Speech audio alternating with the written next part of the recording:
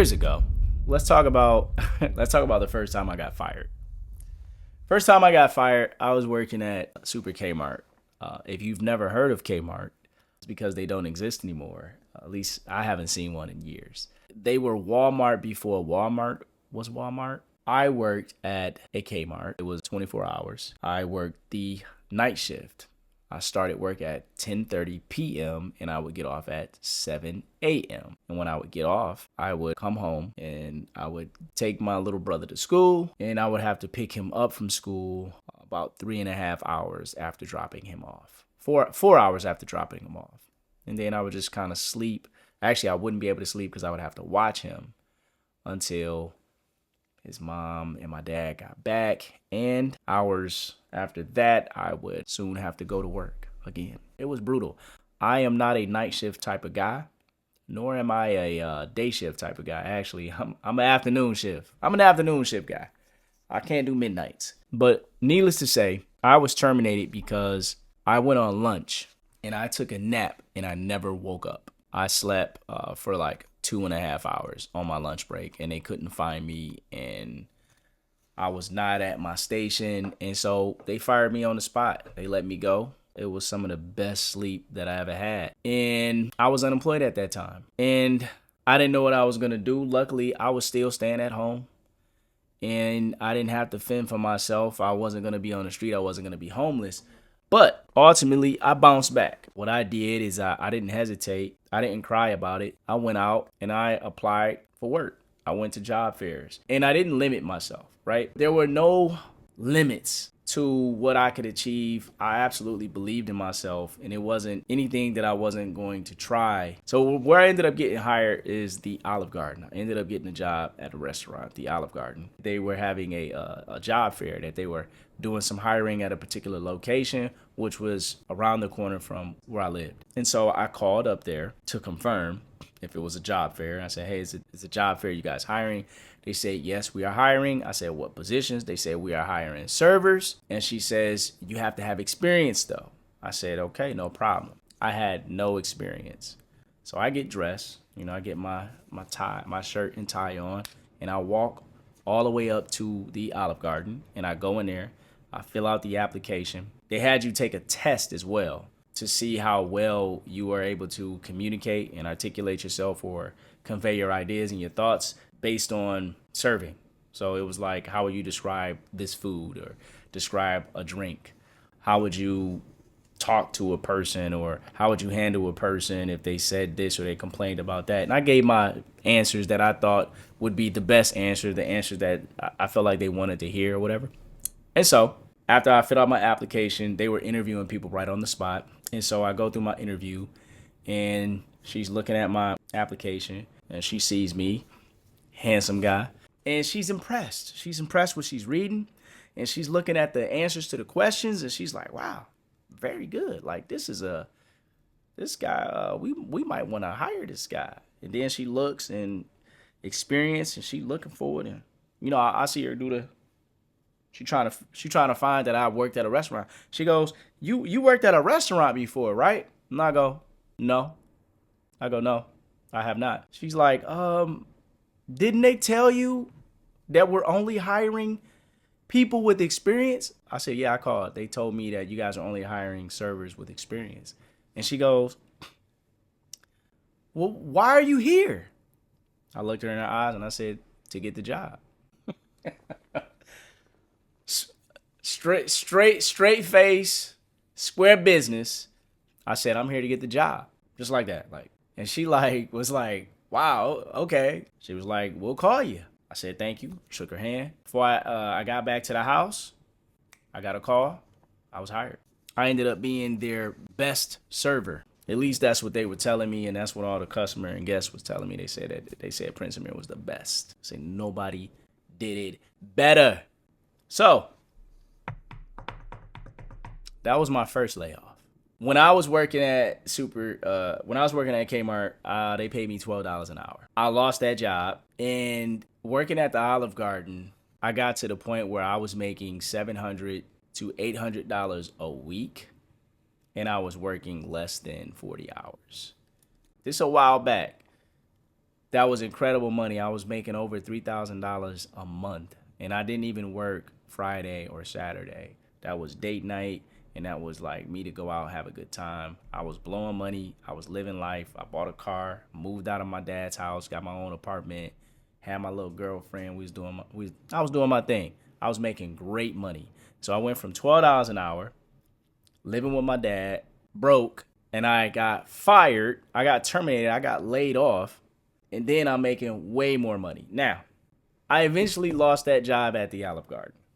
And it was after I had my own apartment. It was after I was in a position where I had my own responsibilities. I had a car note, and I had rent, I had electricity bills, I had phone bills. I was basically taking care of myself. And I had a lady, my lady needed me to hold it down. She was dependent on me. You feel me? I lost that job. I got laid off. I've always had the right mindset though. I got laid off on Monday. I was hired somewhere else on Thursday, starting the following Monday. The way that I accomplished that is I went and filled out applications everywhere all day until a person hired me on the spot. I wasn't going to stop until I got a job. And so I got a job. So when I see people saying that they're unemployed, that they can't get a job, I just feel like they're not applying themselves. I feel like they're not applying everywhere. I feel like there's jobs where they say, well, I don't want to do that job. I don't want to work there. They got too much pride. I applied everywhere. I applied at places where I didn't want to work because I needed money. I needed to work. I needed to make money. I was going to figure it out. And this place that hired me wasn't like the best place. It was the place that hired me first. I wasn't going to waste time. And when I worked there, I gave it my best. I gave it my all. And eventually I left that place and I went and worked somewhere else where I was making $1,200 a week. So my income is steadily going up as I expose myself to newer opportunities, as I have the right mindset. And that's when I realized, that's when I became unafraid of ever losing a job. I was at peace. I was confident that if I did lose a job, that I'd be okay. And in fact, not only would I be okay, I probably found myself in a situation doing better than I was doing the first time. Now I got laid off again, not from the new place where I was making $1,200. I eventually left that place too and went on to another place making even more money, but I also did a career change. I was waiting tables for several years and I went, back to school, and I got into the legal field to get my degree and be a paralegal. Now, as a paralegal, I get a job at this law firm downtown, personal injury law firm. It's a big firm. It's flashy. It's a place to be. Very well-known attorney, well-respected in these streets. I really enjoyed working there. But it was like working for a tyrant. He was a tyrant. Very tyrannical. Yeah, he was tyrannical. I'm not going to say anything else because I got nothing but love for the guy. He was special, but he ran a dictatorship for sure. It was great training because as much of a work ethic that I had, working at that particular business made me sharper and made me stronger. It made me be able to take pressure even better than I was able to take it before. But nevertheless, I got laid off from that position. The firm had some financial issues and they had to let go of an entire department. And my whole team was let go, including me. At this time, I had a wife, I had a daughter, I had a home. And they were depending on me to take care of business. And yeah. So I got laid off from the law firm. Prior to me getting laid off, I had joined a organization at my daughter's elementary school called Calling All Dads. It was a group of fathers whose children went to the school where we would come together and we would meet and we would discuss what we can do in the community and in the school district for our children to be positive role models. We would come up with different programs or different events, and we would kind of ask the administration of the school if it's anything that we could do to kind of help out. We wanted to be, an example of fathers being involved in their children's education. We had t-shirts calling our dads, and we would meet every week, and we would come together, And not only was it something that we wanted to give back to the community, being there for our children and showing that, men care about their children's education and we wanted to be involved, but it was also for us men to be able to build with rapport with one another. There was a camaraderie amongst us dads, the mutual goal for us to come together and add value into our children's lives as it relates to their education and just the community at large, right? But that camaraderie and the relationships that we built amongst each other is the thing that got me my next job. And that job paid me twice the amount of money that I was making at the law firm. So I literally doubled my income that year after being laid off. I had a job that had really great benefits, really great perks. It wasn't the best working environment, but wasn't the worst either. We was having a lot of fun. We worked hard, high stress, but we played hard. It was, we loved it. I learned a lot and I sharpened my skills. I became an assassin from working at that place. I was a killer. Not really, I was not a killer. So I get laid off from this position. And when I got laid off, I did the same thing that I always do. I started applying for jobs everywhere until someone hired me. And so I got an opportunity through a referral from one of the dads in Calling All Dads group. And it led to me getting a position in a completely different field, but making twice the amount of money that I was making before. So I doubled my income. So one door closed, only for damn near two doors to open.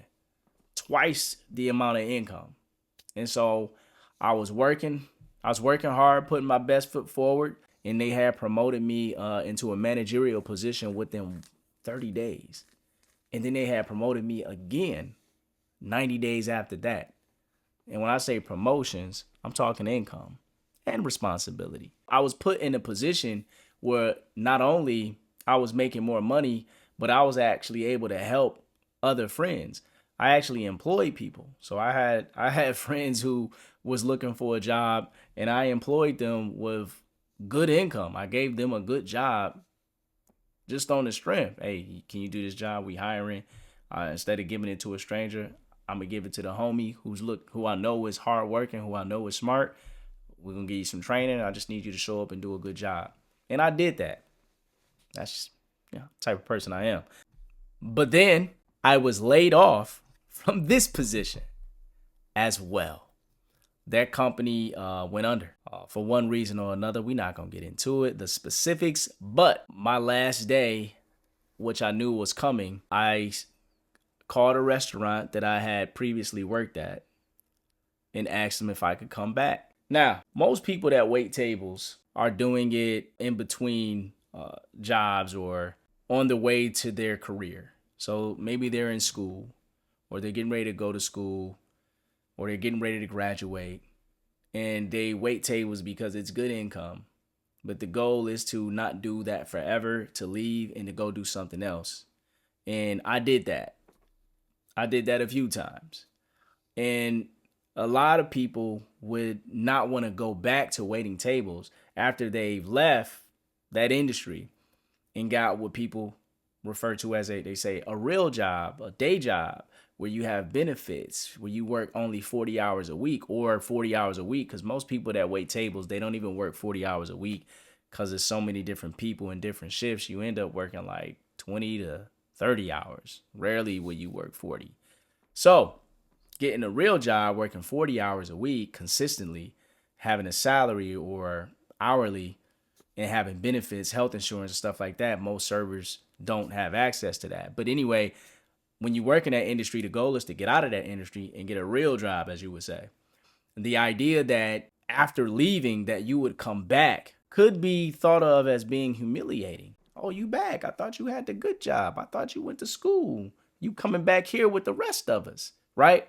And so I had that moment, but I didn't feel no type of way about it because money is money. I guess I had to humble myself, but I didn't feel humbled. I didn't feel embarrassed. I'm not embarrassed going to get money. And so I called them up. Hey, hard times. Can I come back to work? They said, yo, you still got the uniform? They put me on the schedule. I came back. I made crazy money. Eventually, I got another opportunity through networking where I was dang near double my income again. And I was trying to work both jobs. Most of my life, I was working two jobs. I always had the side hustle and the main job. Once I got into corporate America, I didn't really let go of the second job. I always moonlight as a server. I would wait tables a few days a week. Plus, I would have the day job, and it would supplement my income, take my income from here to here, right? So every time I would get laid off or fired, or I would lose a job, and my world would be ending, because I had the right mindset, because I had the right skill set, and because I had the right friends, I would always thrive. There was no need for me to feel anxious. There was no need for me to feel worried, because it always worked out. And not only did it work out for the better. I've yet to experience being laid off and my life declining, or the next opportunity being lesser than what I was doing before. I don't know if it's like that for you, but for me, I'm blessed. And I believe that you are blessed too if you got the right mindset, if you put forth the right energy. If you don't be a victim. Don't feel sorry for yourself. That door closed for a reason, so that you can go and do something else that you might be meant to do. Sometimes God will tear down what you're trying to build so that he can lay a new foundation. Something that is more sturdy, more strong, and just above all else, better. See, a lot of people are hard-headed. I know I'm hard-headed. I'm stubborn. Because I'm so stubborn, because I'm so hard-headed, I might be stuck working a job or stuck in a position that I've outgrown. But because I'm so stubborn, because I'm so loyal, I'll stick to it. And the thing that's going to pull me away from it, it has to be destroyed. Like, they'll have to fire me, or something will have to go wrong. The company will have to go out of business in order for me to finally detach myself from it, because this greater thing is waiting for me over here. Sometimes I don't always go for that greater thing. I'm stuck right here. And God is like, yo, I got something over here for you. And I don't get to it because I'm so distracted. I'm so engrossed in what I'm doing over here. But it's something better over there. And so sometimes God's going to have to mess this up. He going to have to mess this up over here, because he got something over here for me, because I'm hard-headed. I'm still learning how to let go and walk away from something that was never meant for me in the first place. And that might be your situation. You might be feeling hurt about a job that you lost because some government agency got closed up, but it might be a greater purpose for you. Maybe that wasn't what you were meant for. What you're meant for is over here, and it's waiting for you. It's waiting for you to discover it.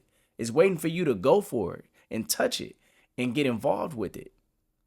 But you would have never got there if you were staying with this job over here that went away. So let it go. Don't let it make you feel bitter. Don't let it give you anxiety. Know that that pressure that you're feeling is not going to last forever. It's going to work out. And not only is it going to work out, it's going to work out for the better. At least that's what I believe. That's my mindset, and it hasn't failed me yet. And I don't think it's going to fail you either. Get to it. Don't make excuses. Work any job that's hiring. Work two jobs. Man, I've been rambling on. I think I've said enough. That's all I have to say about layoffs. Layoff is not the end. It may be the beginning of your journey towards prosperity. It's a transition period. You might have been stuck in a city and needed a reason to move out. And maybe that job was part of the thing that was keeping you tethered to a particular place or a particular mindset, a particular level of stress. And now you can let that go. And that thing that's been on your heart that you wanted to do, and you were just like, I can't go for that because I have to have this job and I need this job. Well, the job is gone now. Now what you gonna do? Now you ain't got no excuses. You was saying a prayer. You saying you need to do this or you want to accomplish this in your life, and that job was in your way. It got rid of it for you. Now you can go and handle business. Get to it. That's all I got to say. Make sure y'all hit a like for the algorithm. Hit that like button. Hit that subscribe button so y'all can see some more videos. because Prince Amir is getting to it. Another day, another thought. Prince Amir, I'm out. Peace.